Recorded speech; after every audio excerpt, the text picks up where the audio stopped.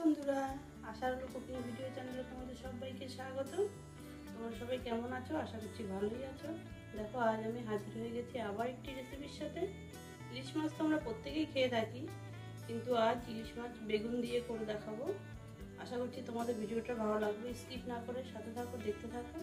তো চলো ভিডিওটা শুরু করি।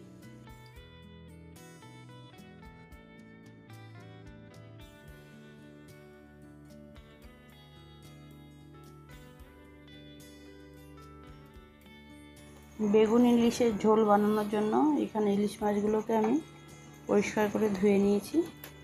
তাতে দিয়ে দিলাম লবণ, হলুদ গুঁড়ো। মাছটাকে একটু হালকা করে ভেজে নেব, তাই লবণ আর হলুদ মাখিয়ে দিচ্ছি। ইলিশ মাছ যেহেতু নরম, খুব বেশি ভাজার দরকার নেই, তাহলে স্বাদটাই চলে যাবে।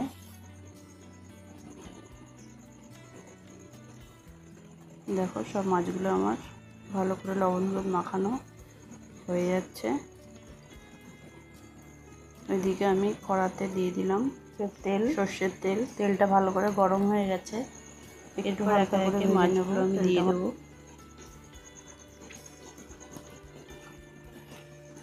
এপাশ ওপাশ একটু হালকা করে ভেজে নেব। দেখো, মাছগুলো আমার ভাজা হয়ে গেছে, তুলে নিলাম। সব মাছ কটা আমার ভাজা হয়ে গেছে। এবার ওই মাছ ভাজা তেলের মধ্যেই দিয়ে দিলাম রাঁধুনি ফোড়ন।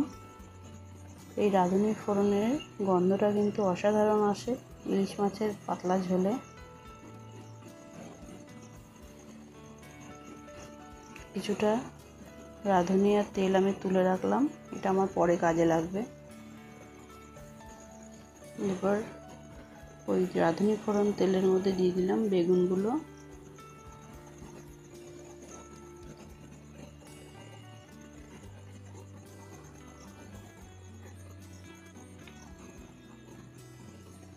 বেগুনটা একটু ভাজা ভাজা করে নিয়ে আমি এর মধ্যে দিয়ে দেব স্বাদ মতো লবণ। এখন লবণটা দিলে বেগুন যতটা শক্ত থাকবে পুরোটাই নরম হয়ে যাবে। দেখো, বেগুনগুলো ভেজে তুলে নিয়েছি। এবার ওই তেলের মধ্যে দিয়ে দিলাম অল্প একটু সাদা সর্ষে বাটা। এখানে আর আমি কোনো মশলা অ্যাড করব না। আর দিয়ে দিলাম কিছুটা কাঁচা লঙ্কা চিড়ে। মশলাটা থেকে আমার তেল ছেড়ে এসছে। এখন দিয়ে দিচ্ছি হলুদ গুঁড়ো। হলুদের সাথে মশলাটাকে ভালো করে কষিয়ে নিয়ে দিয়ে দেব পরিমাণ মতো জল। সুন্দর একটা গন্ধ বেরিয়েছে।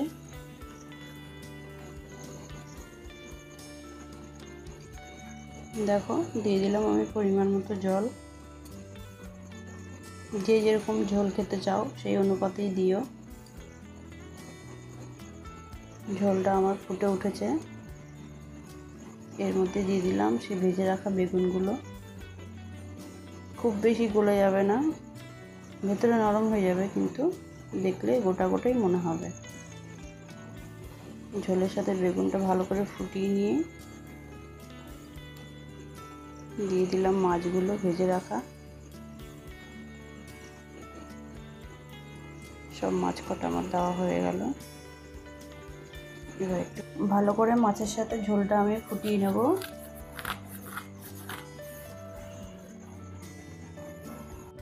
ঝোলটা আমার ভালো করে ফুটে উঠেছে। এবার এর মধ্যে দিয়ে দেব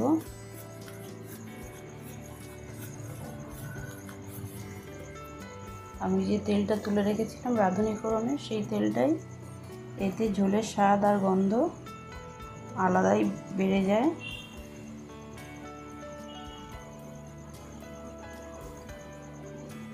একবার করে তোমরা করে আমাদের কমেন্টে জানিও কেমন হলো। দেখো, বেগুন ইলিশের ঝোলের রেসিপিটা আমার কমপ্লিট। দেখতে এত সুন্দর হয়েছে, তাহলে খেতে কত ভালো হবে। এক থালা গরম ভাতে এরকম পাতলা ইলিশের ঝোল থাকলে কিন্তু আর কিছু চাই না।